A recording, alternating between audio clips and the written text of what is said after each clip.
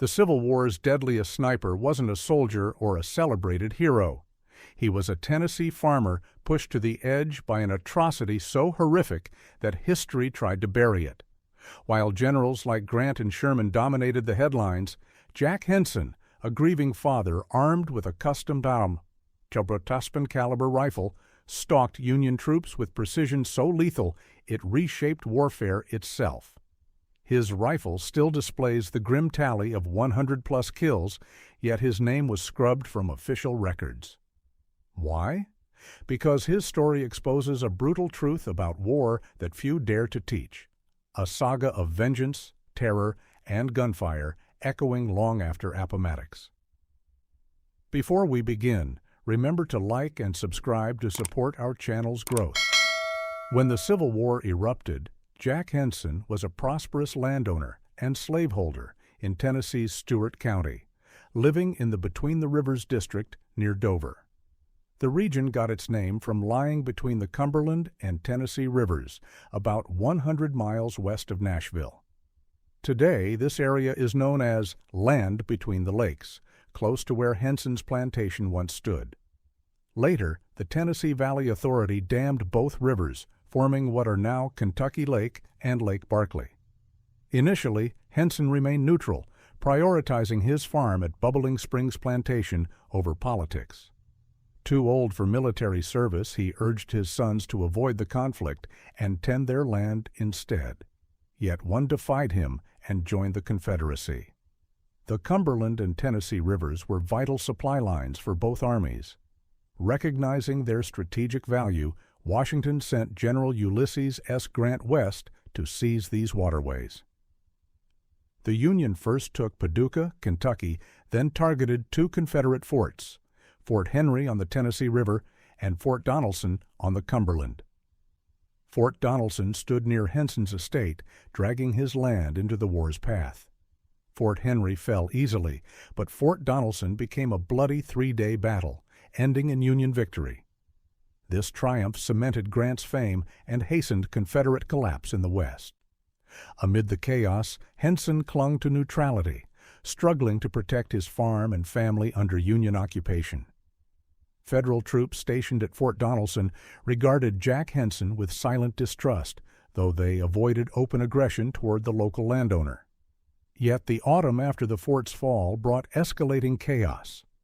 Guerrilla raids, dubbed bushwhacking by Union forces, multiplied near Dover as Confederate irregulars ambushed Federal patrols in hit-and-run strikes. With Union casualties mounting, these stealthy assaults grew bolder, turning bushwhackers into a dire threat and shattering Henson's precarious neutrality. The surge in violence pushed Union commanders to enact a merciless no-quarter policy, directing troops to eradicate guerrillas without hesitation. One autumn morning, Jack's two sons, aged 17 and 21, ventured out hunting. During their trip, a Union patrol seized the brothers, branding them as guerrillas and slaughtering them summarily.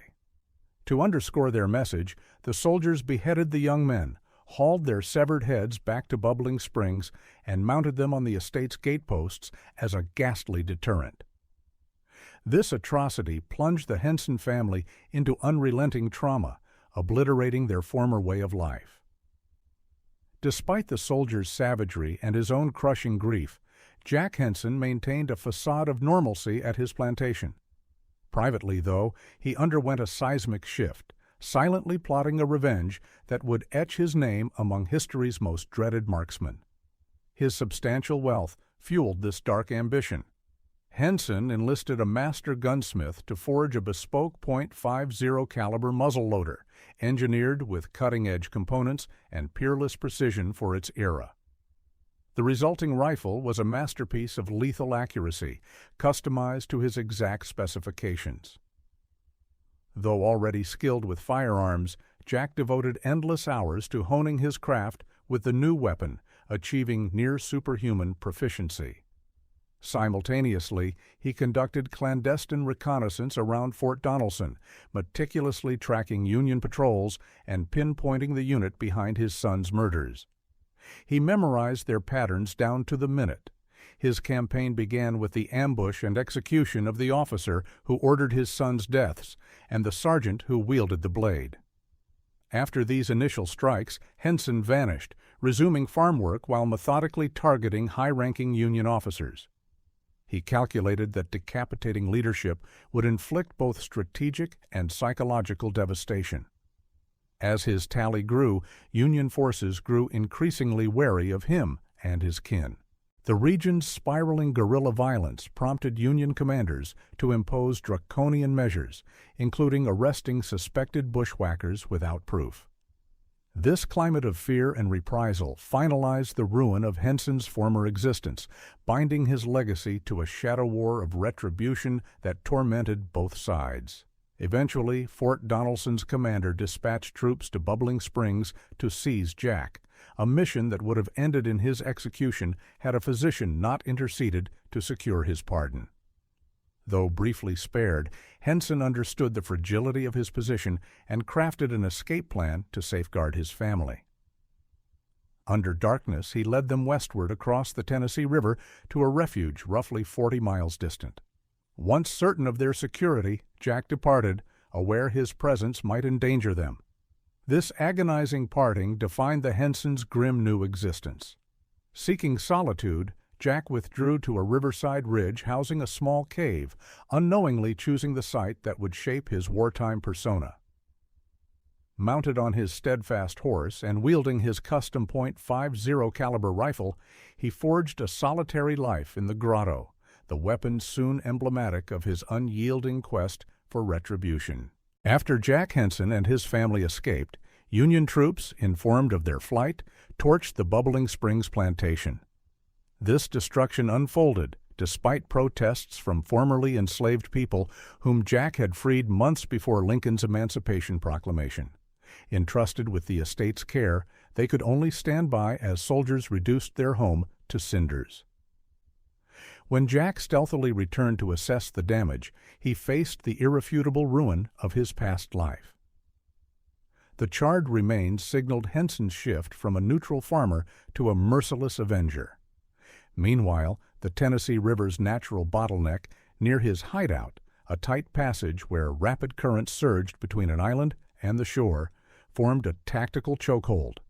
This geographical quirk would prove pivotal to Henson's operations, as his cave offered both sanctuary and a prime perch for deadly strikes on Union boats traversing the river. Jack Henson's deliberate campaign commenced, merging his intimate knowledge of the land and peerless sharpshooting to herald a new age of guerrilla warfare. The hazardous river stretch near his hideout became an ideal killing ground for a marksman driven by vengeance and equipped with a precision-engineered rifle. Jack soon grasped that his extraordinary skill, amplified by his specialized weapon, could unleash chaos exceeding his wildest expectations. His method evolved into a grim routine. He'd surveil the narrow channel until Union supply boats entered the bottleneck. Through his telescopic sight, he'd pinpoint officers on deck and fire lethal shots to the brain or heart. His existence became an unending loop of brutality, severed from societal norms. Though he sometimes stole secret visits to his family, these fleeting glimpses of humanity invariably ended with his return to the cave, both to evade Union pursuers and to protect his loved ones from reprisal.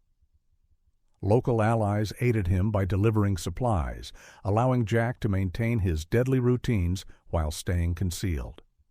His life became consumed by this unrelenting quest for vengeance, cut off from the world he once knew. Jack Hinson's guerrilla campaign settled into a grim rhythm between ambushes, disrupted only by news of Appomattox's surrender, heralding the Civil War's end. Though the fighting stopped, the psychological wounds of his ordeal endured.